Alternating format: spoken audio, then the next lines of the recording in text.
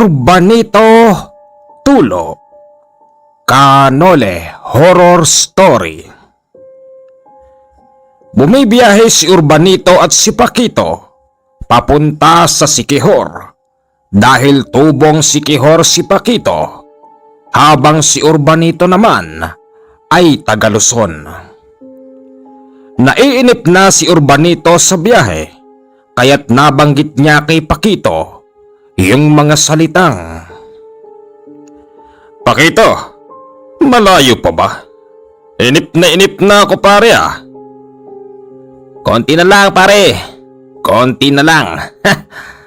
"Siguraduhin mo lang Paquito na walang babangga sa akin doon ah. Alam mo naman nasa pinanggalingan nating lugar ay walang pwedeng gumanyan sa akin ah." Oo naman Urbanito, huwag kang mag-alala pare. Akong bahala sa iyo sa lugar namin. Pagtapak at pagtapak pa lamang ni Urbanito Tulo sa lugar nila Paquito ay meron agad itong napansin. Bakit daw kakaunti ang mga tao? At bakit daw ganon na lang ang tingin sa kanya? Dinedepensa naman noon ni Paquito na ganyan talaga kapag merong bagong muka. Ipinakilala ni Paquito si Urbanito sa kanyang tatay at nanay. Hindi agad nagustuhan ng mga magulang ni Paquito ang style ng kumpare niyang si Urbanito Tulo. "Sigurado ka ba dyan sa kasama mo anak? Bakit ganyan ang tipo? Alam mo naman na kapag ganyan ay hindi nagtatagal dito." Wika ng tatay ni Paquito. Itay, hindi ko naman siya pwedeng iwan eh. Mainit kami doon. Dito, sinong para kang hahabol sa amin, di ba? "Pare, matagal pa ba yan? Ano bang pinag-uusapan nyo? Baka naman pwede na akong makihalo dyan ah." Sige pare, halika na. Kumain na tayo. Nang kakain na sila, nagreklamo pa si Urbanito dahil hindi niya nagustuhan yung gulay na hinain ng kanyang nanay. "Pare naman, alam mo namang hindi ako kumakain ng ganyan ah." Nay, tay, lalabas nga muna kami ni paring Urbanito at bibili lang kami sa talipapa. Pinayagan naman silang dalawa. Habang naglalakad ang dalawa ay tinititigan ni Urbanito ng mata sa mata yung mga taong nakatingin sa kanya. "Ba't ganito mga tao rito? Para bagang nakakita ng artista." Pare, katulad ng sinabi ko sa'yo, ganyan talaga mga tao rito sa probinsya. Kapag bagong muka, tititigan ka talaga. Pero mag-iingat ka pare. "At bakit naman Ano ang dapat kong ipag-ingat sa kanila?" Wala pare, wala. "Oh, eto na ba'y palengke nyo? Ayos Eto ang palengke na walang tao." Siyempre pare, hapon na eh. Bumili na lang tayo. Tatang Bibar, pabili nga ho ng isang tipak na karne dyan. Dumating ka pala Paquito." Opo, namimiss ko tong probinsya natin eh. Sige. Ito. Magkano ho? Bahala ka na. Bagong dating ka respeto na lang. Ito ho bayad. Teka sandali lang. Pare, hayaan mo na. Pag bumili tayo rito, kailangan bayaran. Aba hindi. Tatang. Alam mo ba sa lugar na pinanggalingan ko, hindi ako nagbabayad sa palengke. Iho. Iba rito. Kung doon hari ka, dito langgam ka lang. Anong sabi mo? Pare, hayaan mo na pare. May pera naman tayo eh. Hoy tanda, pagbibigyan kita ngayon ha? Pero sa susunod na pagbili namin dito, wag na wag mo kaming pagbabayarin. Umiinit ang ulo ko sa'yo. Pare, pakidala na lang tong karne. Mauna ka na lang ng konti at kakausapin ko lang si Tatang Bibar. Meron kasi kaming naunsyaming kwentuhan dati eh. Sige pare, mauna na ako sa inyo.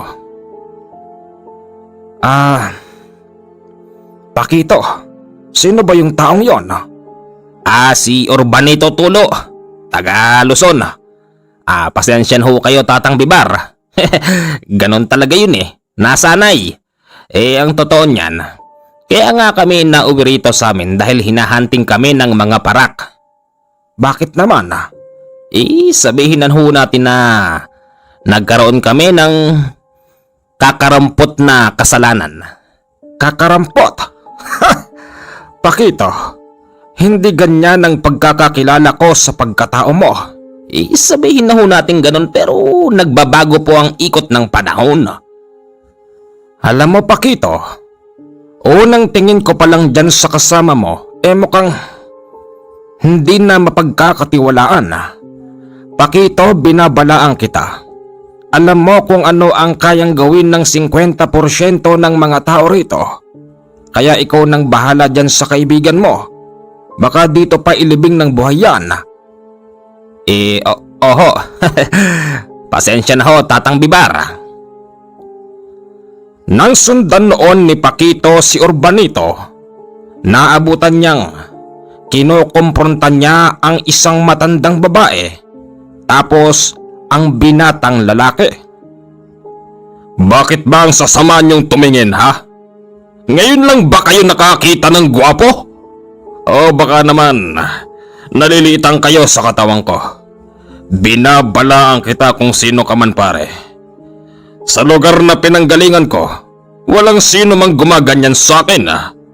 Yung huling tumingin sa akin doon, tinanggalan ko ng isang mata. Gusto mo bang mangyari yon ha? Kaunting lamig lang. Batang dayuhan. Mukhang nagkamali ka yata ng lugar na napuntahan. Kung sa lugar mo ganyan ka, pues dito iba rito. Baka dito ka ilibing ng buhay. Anong sabi mo tanda ha? Anong sabi mo? Pare. Halika na. Hindi pare, binabastos ako ng mga to eh. Pakito, kilala mo ba ang taong to? Oho, Nanang Arsenya, dadaling ko na po yung kasama ko. Pasensya na ho kayo. Anong pasensya? Pare, nagugutom na ako Tapos may mga taong ganito pa. Pag hindi ako nakapagpigil bubunutan ko na tong maglola na to eh. Halika na pare, hayaan mo na. Ito naman kararating lang natin ganyan agad. Hoy, kayong maglola, pagbibigyan ko kayo ngayon ha. Ayoko nang maulit yung mga tingin nyo sa akin. Pare, mauna ka na, sige na. Nanang Arsenya, Paul, pasensya na kayo sa bisita ko Pagsabihan mo yung bisita mo, Pakito. Makakakita rin ng katapat yan dito. Oho, sige po. Ganon ang nangyari sa unang araw ni Urbanito sa Siquijor. Wala kasi siyang pakialam sa mga kwento-kwentong ang mga tao roon ay merong kanya-kanyang kakayanan. Isang buwan nang lumipas. Nagugutom na si Urbanito sa ibang bagay, kaya't pinipilit niya si Pakito na lumabas. Pare, nagugutom na ako. Tara lumabas. Wag na pare, may pagkain pa rito. Pare, hindi mo yata ako naiintindihan. Mukhang nagbago ka na yata. Hindi mo na yata kabisado si Urbanito Tulo. Ibang gutom ang sinasabi ko pare. Pare, naiintindihan kita. Pero, yung pinaplano mo, wag mo nang ituloy. Pare, katulad ng sinasabi ng mga magulang ko, iba ang probinsya namin sa lugar na pinanggalingan natin. Bakit? Meron bang pagkakaiba yon ha? May pagkakaiba ba yon Meron pare. Una sa lahat, ikaw na ang nakapansin na dito sa lugar namin, partikular dito mismo sa barangay namin, halos kokonti ang tao. Eh yun nga maganda eh. Dahil sa nagugutom na ako pare sa ibang bagay, mas madali kong makikita yung hahablutin ko sa daan at walang pwedeng pumigil sa akin ngayon. Lumabas si Urbanito mag-isa at pinabayaan siya ni Paquito. Habang siya'y naglalakad, nakakita siya ng asong pagalagala at tinawag niya yon. Shh! Halika rito, pulutan.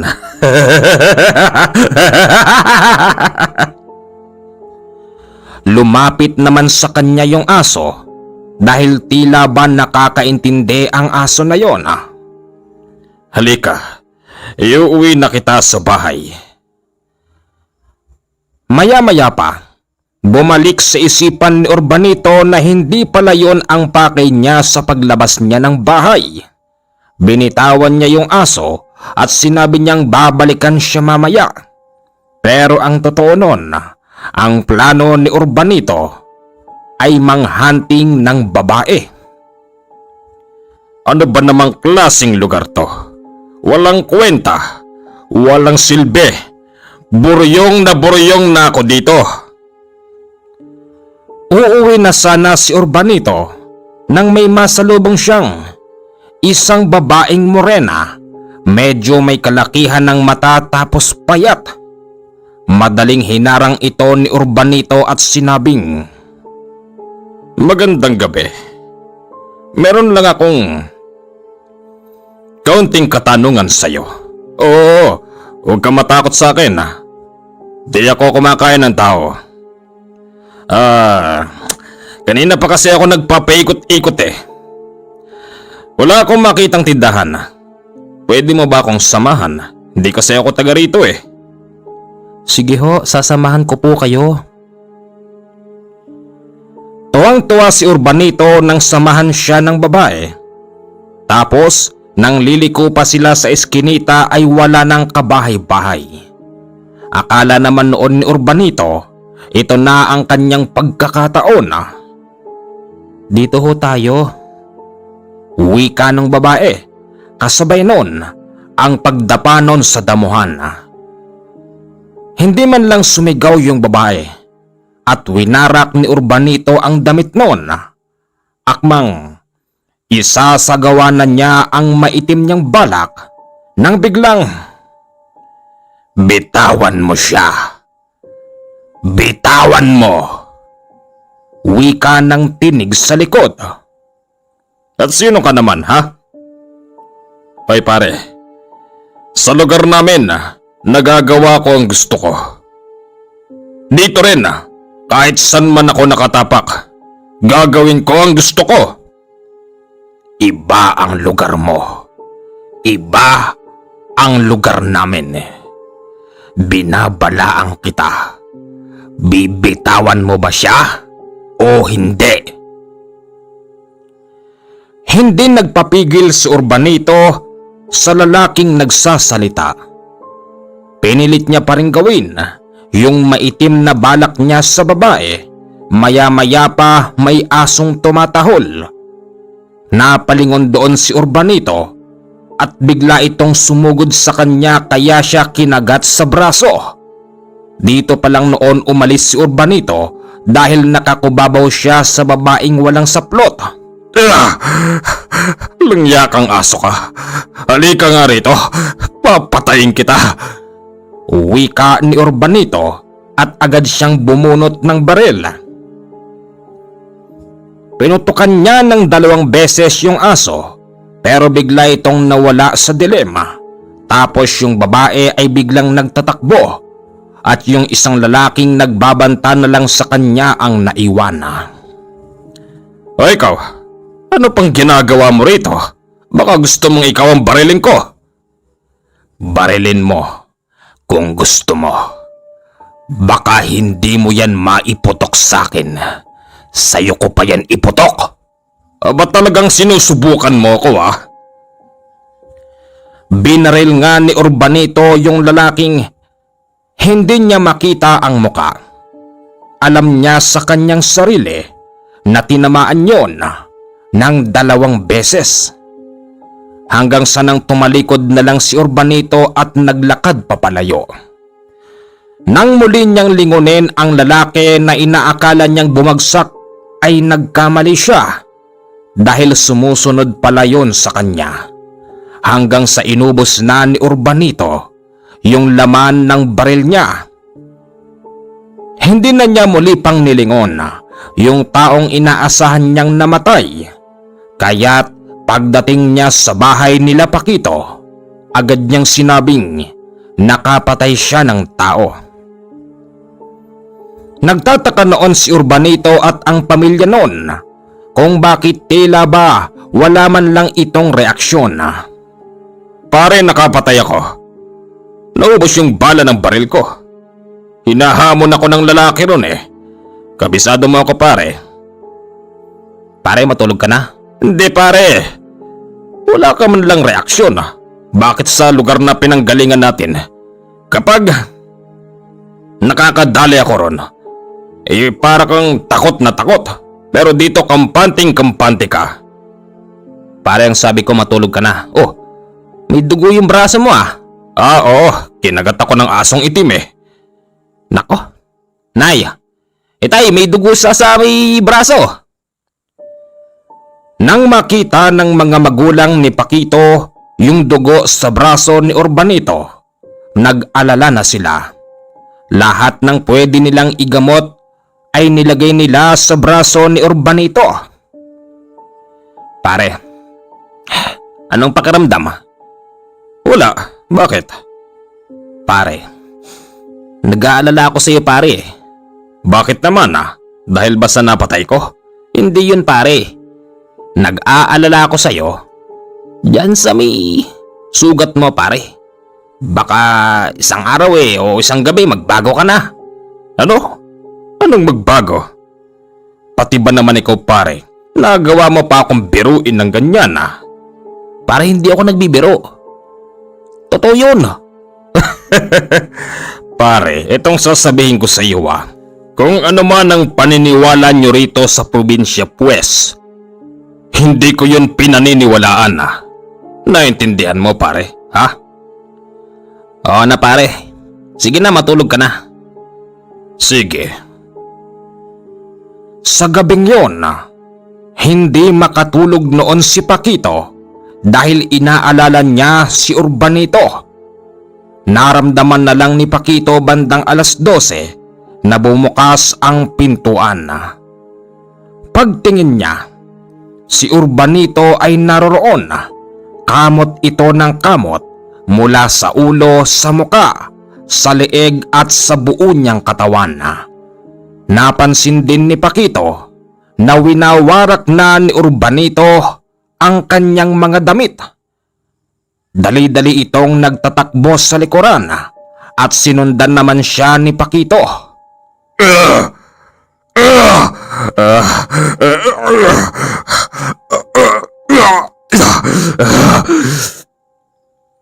Gumaganon si Urbanito sa likod.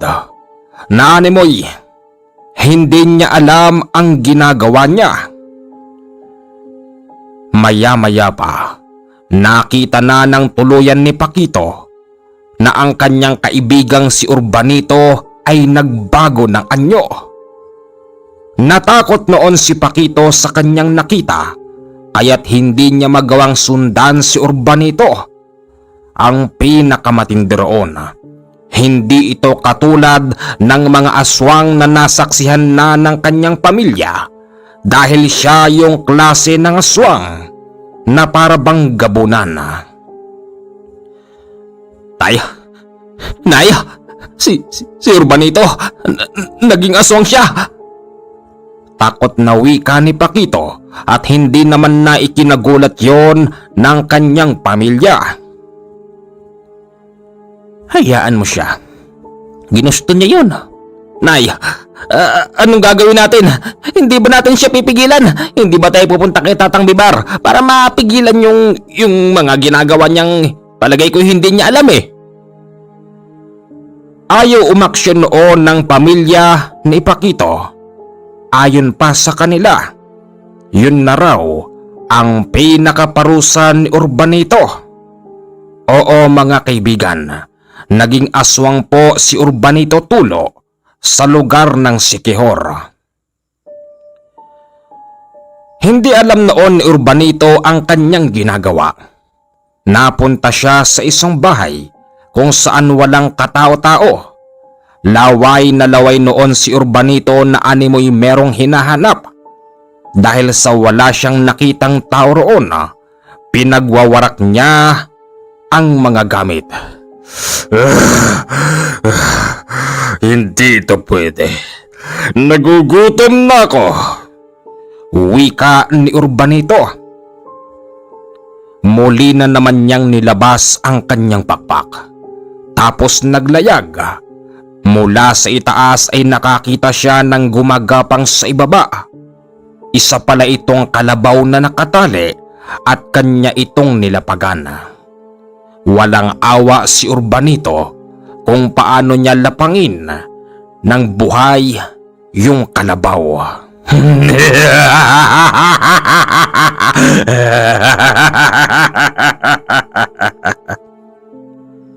Tawa ni Urbanito na nakakatakot.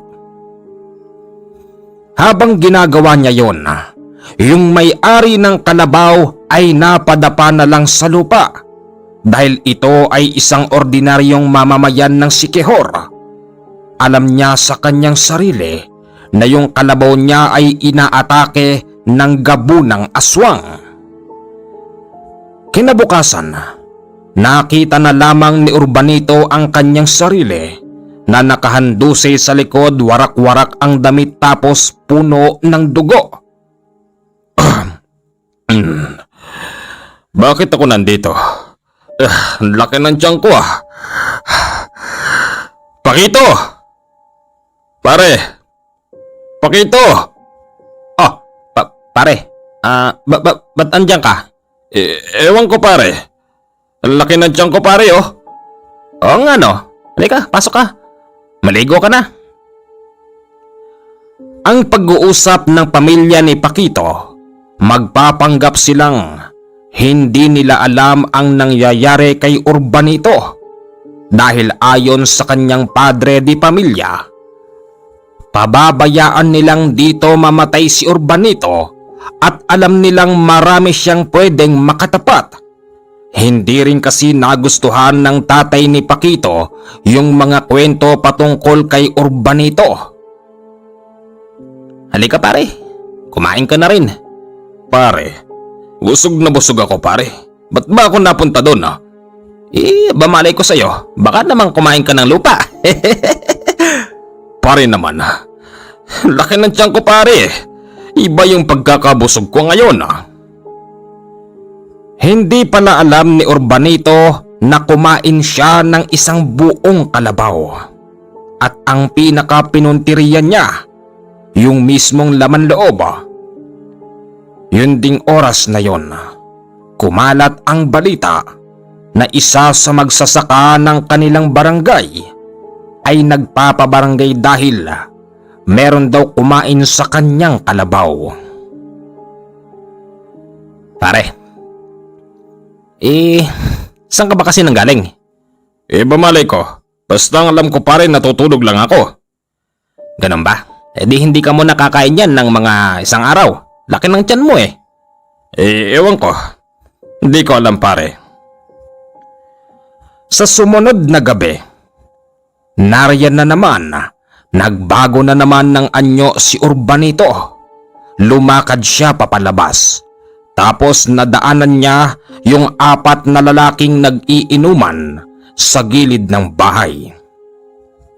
Pumasok roon si Urbanito at sinabing, "Gabing-gabi na nag-iinuman pa kayo. Mga wala kayong respeto.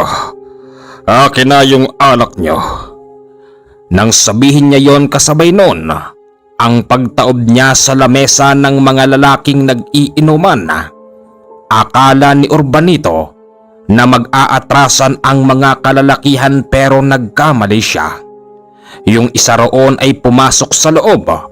Paglabas noon ay meron na itong bitbit na itak tapos hinataw siya sa balikat. Pero talagang malakas si Urbanito. Dinakman niya yung leeg ng lalaking humataw sa kanya tapos hinampas niya sa bahay. Yung iba naman pinagsasapak siya sa ulo gamit ang bato. Pero ni hindi niya man lang nararamdaman yung mga tama niya sa ulo. Hanggang pagsapit ng kinabukasan, dito pa lamang naramdaman ni Urbanito yung sakit ng ulo niya tapos yung tama ng itak sa kanyang katawan. Pare, sakit ng ulo ko pare. Saan ka ba kasi nanggaling? Hindi ko alam pare. Hindi ko alam Pare, huwag ka na kasing alis. Dito ka na lang. Pare, meron yatang nangyayari sa akin nang hindi ko alam Bamalay ko.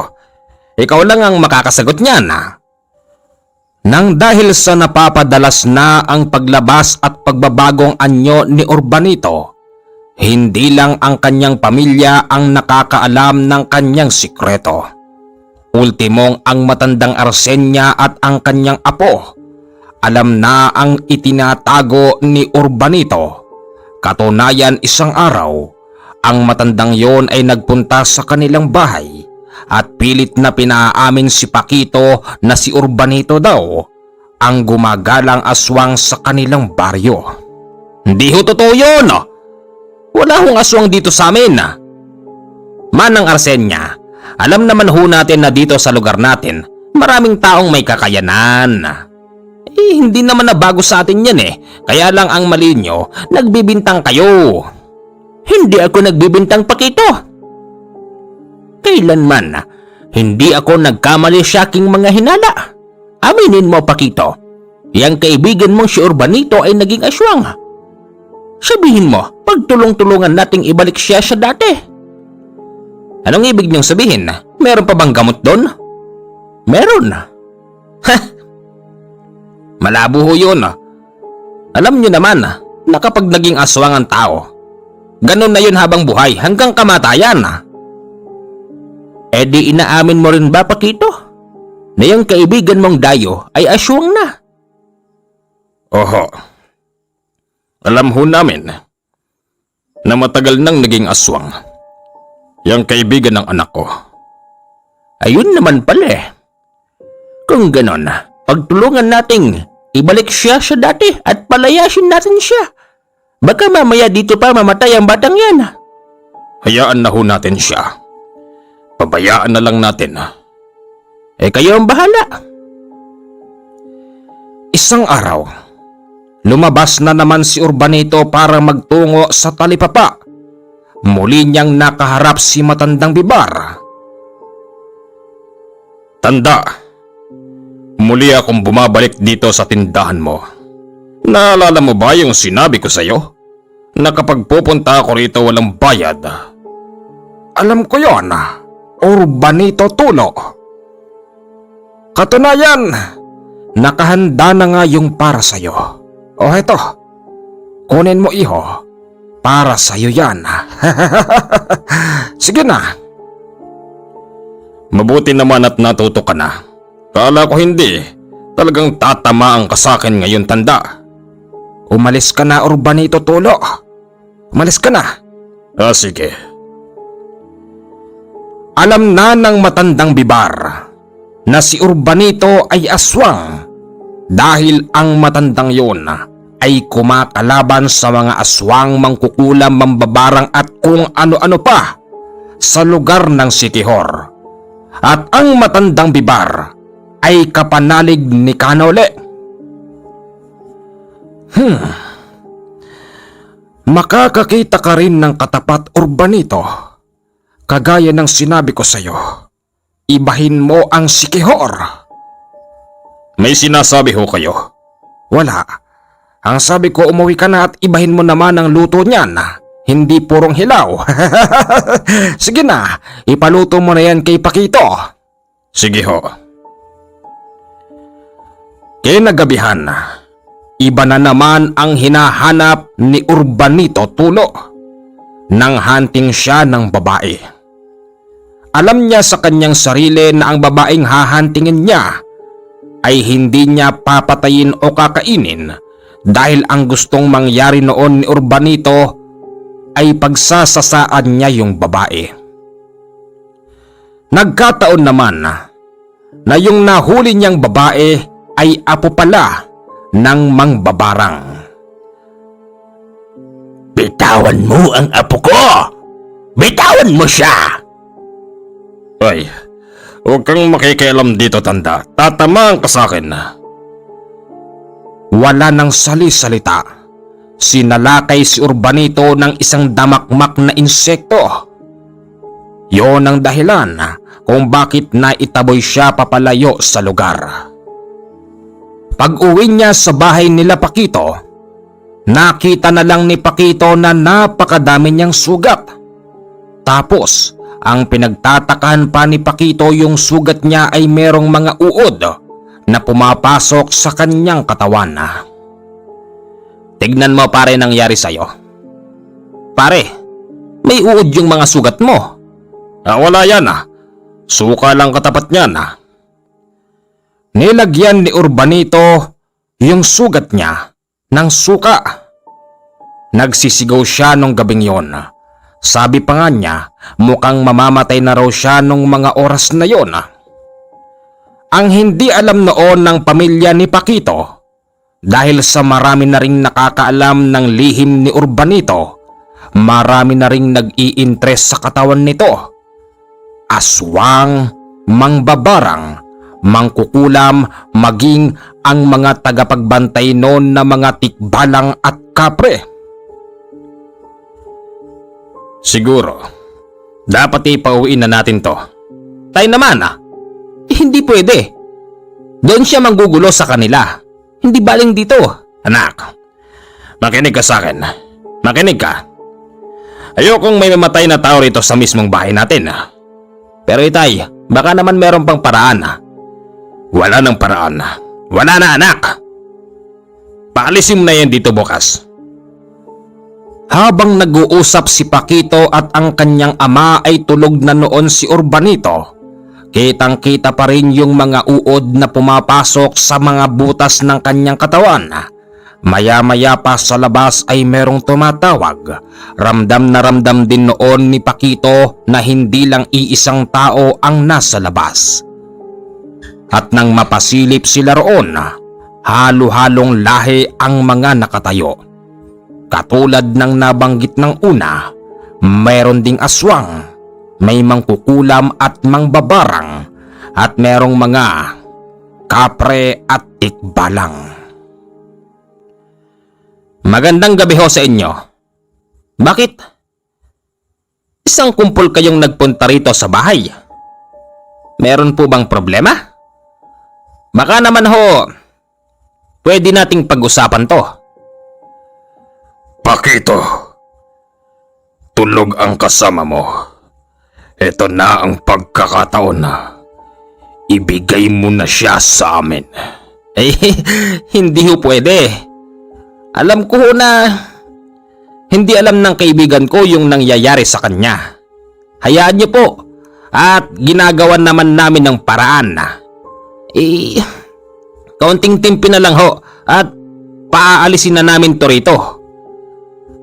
Pakito, sige, pagbibigyan ka namin ngayon. Pero sa mga susunod na linggo, ayaw na naming makita siya. Hindi lang kami ang nag-i-interest sa taong yan. Nakita mong halo-halo kami rito. Una-unahan na lang. Pakito, ano? Maliwanag na ba sa'yo ang lahat? Oho. Sa sumunod na gabi, lumabas na naman noon si Urbanito. Hindi na naman niya alam ang kanyang ginagawa. Dahil sa dami na ng nag-i-interest kay Urbanito, sinundan siya ng isang lahing aswang. Sinundan din siya ng mga amuyong ng mangbabarang at ng apo ng mangkukulam. Meron ding kapre at meron ding tikbalang at kung ano-ano pa. Hindi nararamdaman ni Urbanito na sumusunod sa kanila ang mga yon. Maya-maya pa'y lumapag siya sa tubig kung saan merong naliligong kalabaw. Busog na naman ako ngayon. Wika ni Urbanito. Maya-maya pa naramdaman niyang sa tubig ay merong naglalakad. Sino kayo? Huwag niyo sabihing aagawan niyo pa ako sa pagkain ko. Iho, tapos na ang pagiging tao mo sa mundo. Binalaan na kita nung una pa. Hindi ka nakinig, kaya humanda ka. Pinagtulong-tulungan si Urbanito na kawawain ng mga taong yon hanggang sa maya-maya pa'y lumutang na lang siya ng duguan sa tubig kung saan ba naliligo ang kalabaw. Sinabi ng isang lahi ng aswang na ito ay pagkakataon na upang kanilang pagparti-partihan ang katawan ni Urbanito. Nang dahil sa mas malakas ang lahing aswang kesa sa mga mangkukulam at mangbabarang doon, sila ang naunang dadampot sana kay Urbanito nang biglang, "Tama na yan! Itigil niyo ang ginagawa niyo!" "Anong ginagawa mo rito, matandang bibar?" "Itigil niyo na yan. Alam nating lahat na ang taong yan ay dayuhan dito. Nasanay lang siya sa lugar na kanyang pinanggalingan na maggaganyan. Katulad nyo, hindi ko rin nagustuhan ng pinaggagawa rito ng binatang yan. Kaya't nakikiusap ako sa inyo. Pwede ba? Ipaubayan nyo siya sa akin ngayon. Ipinapangako ko sa inyo na sa mga susunod na araw, wala na siya rito." At saan mo siya dadalhin, tatang bibar? "Wala ka na ron, Rambo." Sa palagay mo ba, ha? Sa palagay mo, mapasusunod mo kami? Init na ang lahi namin sa kanya. Di ba? Totoo yun. Mainit na kami. Nung unay akala namin na kami lang ang maghahabol sa kanya. Pero meron pa palang iba. At hindi namin maintindihan, matandang bibar. Bakit pati ikaw hindi ka naman kumakain ng dayuhan dahil ikaw ay albularyo, kalaban ka namin sa lahat ng bagay. Pakiusap, mga kababaryo ko. Pagbigyan niyo ko sa pagkakataon na ito. Akin muna siya. Ipinapangako ko sa inyo yan, at kung sakaling hindi ko siya mapapaalis dito sa mga susunod na araw, sige, ibibigay ko sa inyo. Pero wag mo na ngayon. Hayaan natin na magkaroon ng pagkakataon ng taong to dahil siya ay nagkamali. At kapag hinayaan niyong nasakin ng taong to, maniwala kayo. Ipaiintindi ko sa kanya ang lahat niyang kamalian. Sige na!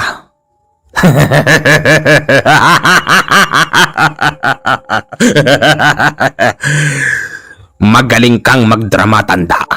Baka nakakalimutan mo, meron tayong alitan. Talaga bang hindi kayo makikinig sa akin? Hindi! Kung ganon, wala na akong magagawa kung hindi itaboy kayo. Naglaban ang matandang bibar tapos ang lahi ng aswang. Dahil sa ito ay isang tanyag na albularyo sa kanila. Ipinagpilitan ng matandang yon na hindi nila pwedeng galawin si Urbanito nung mga oras na yon. Sadyang malakas talaga ang matandang bibar, kaya't nagawa niyang itaboy ang lahi ng aswang na gustong pumatay kay Urbanito tulo. Maging ang mga mangkukulam at iba pa roon ay walang nagawa sa kanya nang siya ay magpakawala na ng nakakatakot na orasyon. Pagkatapos itaboy yon ng matanda, inuwi niya ito sa isang sikreto niyang bahay. At kinabukasan inaasahan naman nila Pakito at ng kanyang pamilya na uuwi si Urbanito. Tay? Tay? Bakit di yata umuwi si Urbanito? Wika ni Pakito na nagtataka. Walang naisagot sa kanya ang kanyang mga magulang.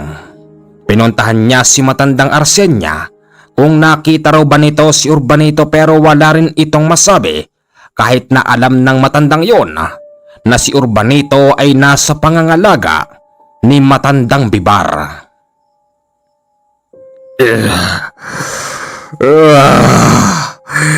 Nasaan ako? Bakit ako nakatali? Pakawalan niyo ko. Sinong tao rito sa bulok na kubo na ito? Wika ni Urbanito habang siya ay nakatali sa papag nung mga oras na yon. Nandito ka sa bahay ko, iho. Ha? Teka, ikaw yung matanda sa palengke. Tignan mo nga naman ang pagkakataon. Bakit mo ko dinala rito, ha? Wala naman akong kasalanan sa'yo. Napakagaling mong tao. Natutulog lang ako sa bahay, pero kinuha mo pa ako. Bakit? Anong kasalanan ko sa'yo? Anong sabi mo? Hindi mo alam ang ginagawa mo, ganun ba? Ganun na nga. Sabihin mo sa akin, anong kasalanan ko, ha? Hoy, dayuhan, isa kang aswang. Anong sabi mo? Anong aswang? Hindi ako aswang. Aswang ka, Urbanito. Naging aswang ka nang hindi mo alam. Halos gabi-gabi kinatatakutan ka ng ibang mga ordinaryong mamamayan dito. At hindi mo ba alam na kung hindi dahil sa akin, kinain ka na ng kapwa mo aswang? Ginamot ko na yung mga sugat mo. Tignan mo, nakahubad ka. Puro katapal ng kung ano-ano sa katawan. Oo nga no. Pero ang hindi ko mapaniwalaan, paano ako naging aswang? Ang ibig mo bang sabihin ay nananalasa ako rito gabi-gabi? Oo. Nananalasa ka gabi-gabi sa lugar namin na ito. Kagabi lang Kung hindi ko inabutan yung isang lahing aswang na sumusunod sa'yo, malamang, baka nasa palikuran ka na rin. Ganon ba? Ay tanda, baka hindi mo nalalaman. Kaya ako napunta rito sa lugar niyo dahil tumakas ako sa amin. Dahil marami na akong nagawang kasalanan. Marami akong pinatay sa amin. Pwes dito iba. Katulad ng sinasabi mo, marami kang napatay. Dito isa ka lang langgam. Magpasalamat ka na lang sa akin dahil magpahanggang ngayon buhay ka pa rin. Yan naman ay hindi ko maintindihan sa iyo. Bakit ba sinasabi mo sa akin ang mga bagay na hindi ko naman talaga ginawa? Ginawa mo yon. Kaya lang naman, hindi mo alam dahil umiepekto pa rin sa iyo ang pagiging aswang, lalo na kapag gabi.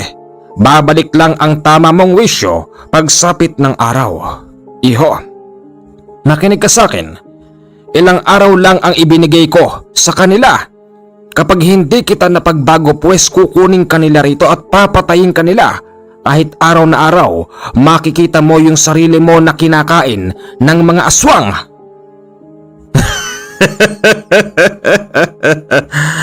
Hindi totoo yan. Wala akong alam dyan. Ganun ba? O sige, dyan ka lang. Huwag kang aalis. Pinuntahan noon ng matandang Bibar ang bahay nila Pakito at sinabing nasa kanya si Urbanito. Dali-dali namang pumunta sa bahay nila si Pakito at nakita niyang tad-tad ng kung ano-anong dahon ng katawan ni Urbanito tapos nakatali pa ito sa papag. Tatang Bibar, bakit po? Ay pare, nandiyan ka pala. Pakawalan mo ko pare. Hindi pare, eto na kayo natatakot ko Bakit? Ano bang problema ha pare? May problema tayo pare. Alam namin. Una pa lang, naging aswang ka pare. Kaya lang hindi mo alam. Isa ka pa pare. Akala ko ba'y magkaibigan tayong dalawa? Pati ba naman ikaw pinaniniwalaan mo yon? Pero yun ang totoo pare eh. Pare, tandaan mo, nung nandoon ka sa lugar ko, ipinaglabang kita kahit patayan na. Dinipensahan kita kahit kanino tapos ngayon, nandito ako sa lugar mo ni hindi mo ko kayang pagtakpan? Pinaniniwalaan mo pa yung walang kwentang matandang yan? Pare naman, nasa ng konsensya mo ron. Kung alam kong ganyan ka, kung alam kong ipagkakanulo mo ko rito sa lugar mo, sana hindi na ako sumama rito. Pare, kailanman hindi kita pinagkanulo. Sinasabi lang namin ang totoo. Kaya nga, nung gabi, naalala mo ba? Hindi ako nag-aalala dun sa sinasabi mong napatay mo eh. Nag-aalala ako sa kagat ng aso. Kasi pare yung kagat na yun, kayang baguhin mo ng katawan mo yung isip mo pare. Alam mo ba, yun ding gabing yun mga alas 12, lumabas ka ng bahay. Nagkamot ka ng katawan. Pag-uwi mo nga kinabukasan, laki-laki ng tiyan mo eh. Ikaw pala kumain ng kalabaw dun sa kabila. Yung kalabaw ni Mang Ramon. Pare, maniwala ka sa akin. Nagiging aswang ka pare. Ako na ang patunay at ang pamilya ko. Kumalat yan pare eh. Maraming taong gustong pumatay sa iyo rito. Merong mga lahing aswang din dito sa amin. Mga mangkukulam kung ano-ano pa. Magpasalamat ka na nga lang dito kay Tatang Bibar dahil sinasalba ka pa niya. Ganon ba? Anong gagawin natin? Ganito na lang ba ako habang buhay? Anong gagawin ko? Patawarin niyo ho ako. Hindi ko ho alam. Hindi ko ho talaga alam.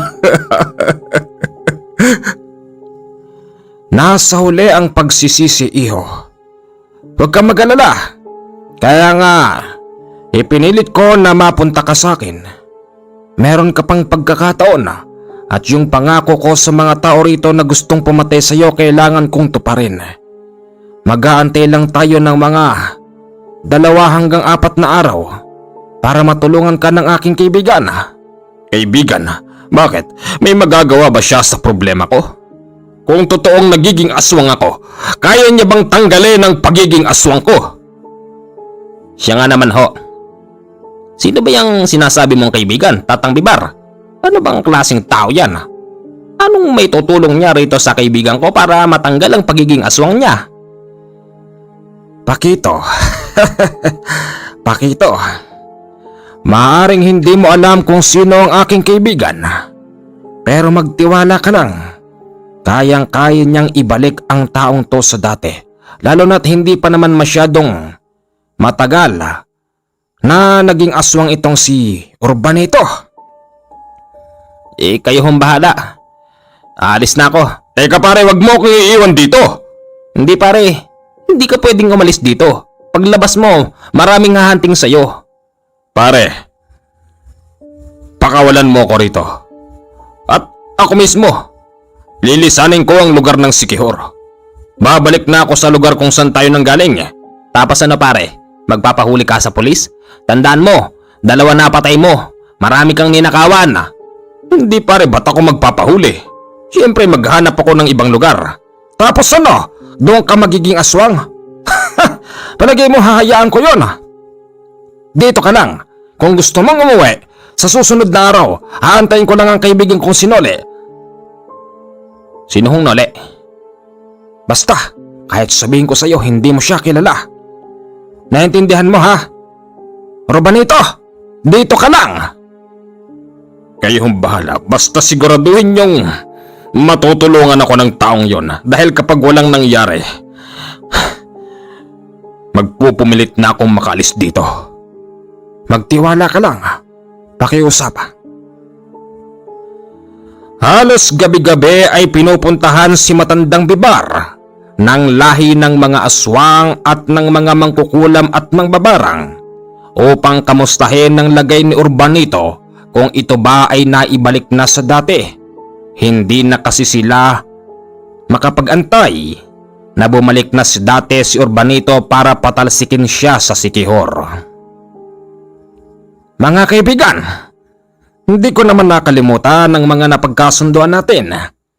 Huwag kayong mag-alala. Huwag kayo mag-alala. Mga ilang araw na lang, darating na ang kaibigan kong si Nole at pwede bang magkaintindihan tayo? Kapag dumating ang kaibigan ko, wag na wag kayong magpapakita rito sa bahay ko. Baka mapano kayo. At bakit? Sino ba yung Nole na yon? Sabihin na nating isa siyang malakas na albularyo. Sa sobrang lakas ng presensya nun baka madami pa kayo. Kaya sana'y nagkakaintindihan tayo na huwag kayong magpupunta rito kapag nandito siya. E paano namin malalaman? Siguro na may mararamdaman nyo yung presensya niya. Di ba, Rambo? Kapag naramdaman namin na merong kakaiba rito, hindi na kami pupunta. Baka siya na yung tinutukoy mong Nole. Isa pala siyang albularyo. Kaya ba niyang ibalik ang pagiging tunay na tao ng urbanito na yan? Kayang-kaya. Huwag ka mag-alala. Makalipas noon, halos 4 na araw bago marating ni Kanole yung bahay ng matandang bibar. Ay, Kanole! Ay, ginabi ka na! Ay, mabuti naman at natanggap mo ang sulat ko. Natanggap ko naman. Ano bang problema rito? Eh, si Urbanito ginawang aswang ng mga taong inaano niya rito. Ganun ba? Urbanito, kamusta? Eto. Ayaw akong pakawalan Dapat lang sa iyong itali. Ikaw ba yung tutulong sa akin, ha? Ikaw ba yung Nole? Ako nga. Urbanito, maswerte ka. Dahil meron akong kapanalig dito. Dahil kung wala, tiyak na matagal ka ng pinakinabangan ng mga uod. Kamusta rito? Hindi ba siya hinahunting ng ibang mga tao rito? Hinahunting nga siya. Ang totoo niyan, Kanole, halos gabi-gabi dumadalaw dito yung mga taong gustong pumatay sa kanya.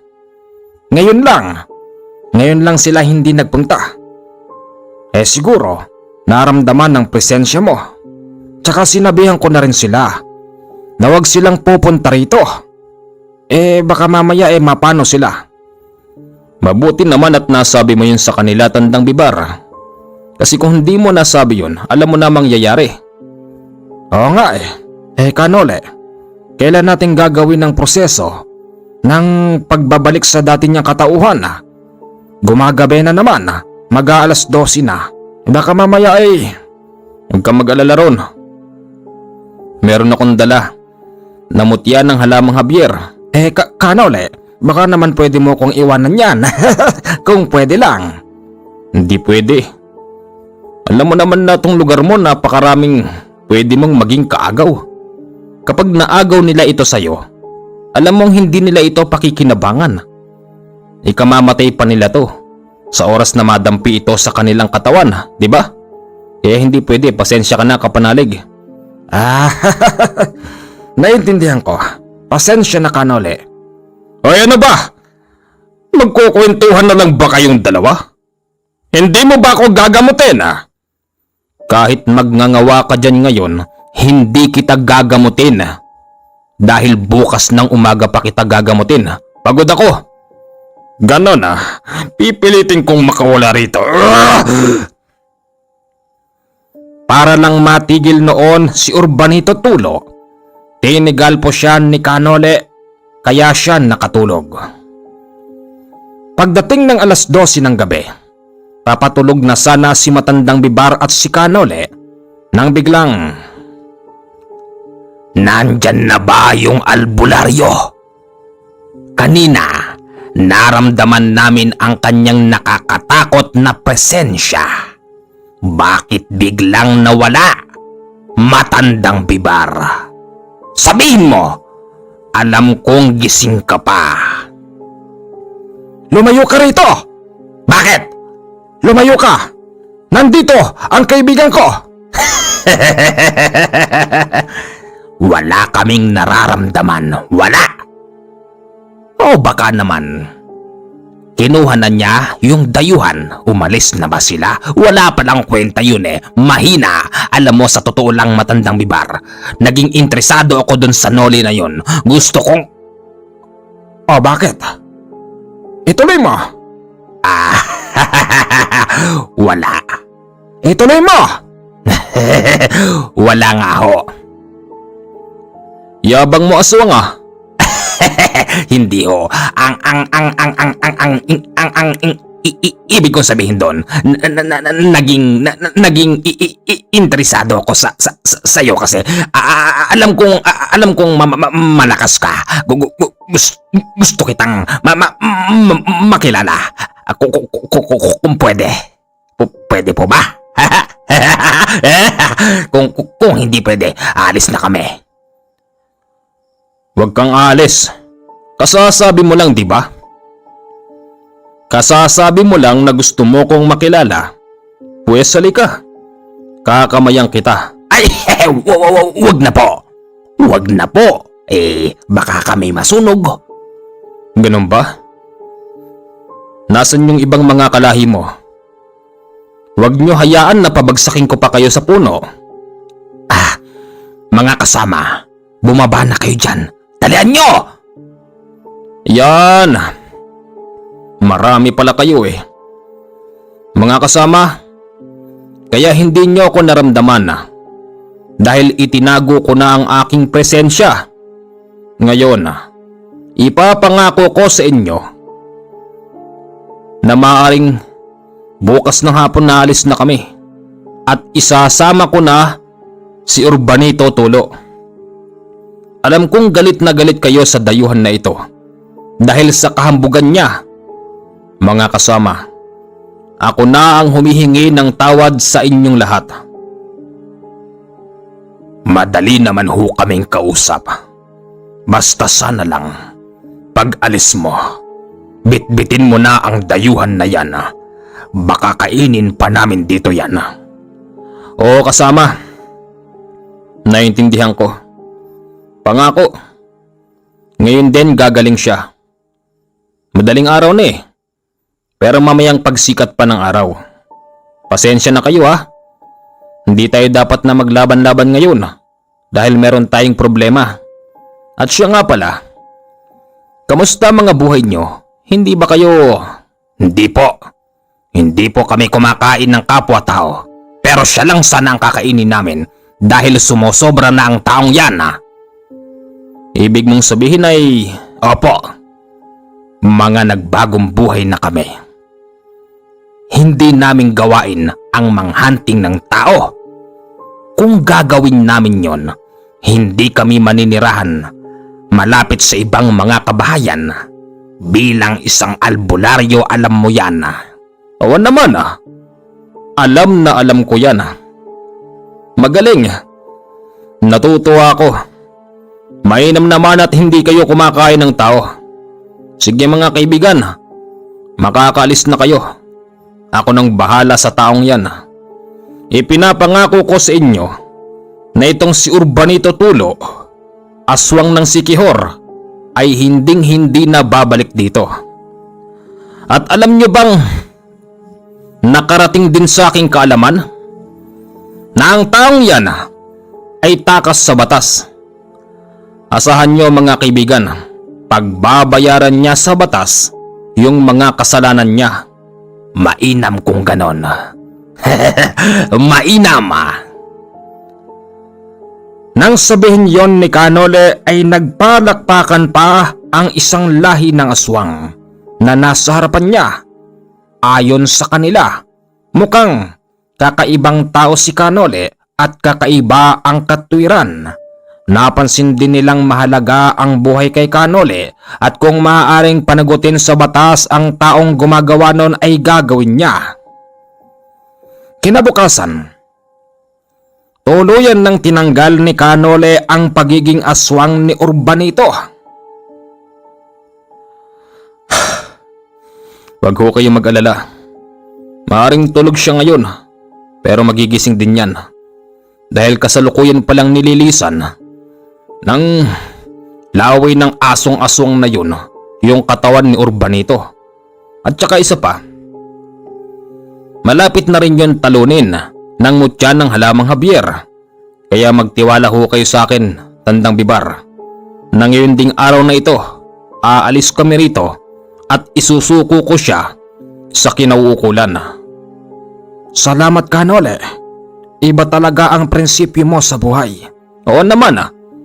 Ang prinsipyo ko sa buhay, mahalaga sa akin ang bawat buhay ng tao. Kahit na kaibigan kita, kahit na kung sino ka man, basta nagkamali ka, isusuko kita sa batas para panagutan mo yang mga ginawa mo. Ganun akong tao, pero hindi ko sinasabing tuwid ako. Dahil lahat ng taong nabubuhay sa mundo ay merong naitatagong maling bahid sa katawan, lalong lalo na pagdating sa kalayawan. Alam ko yon. Diyan mo ko napahanga. Salamat ho kung ganun.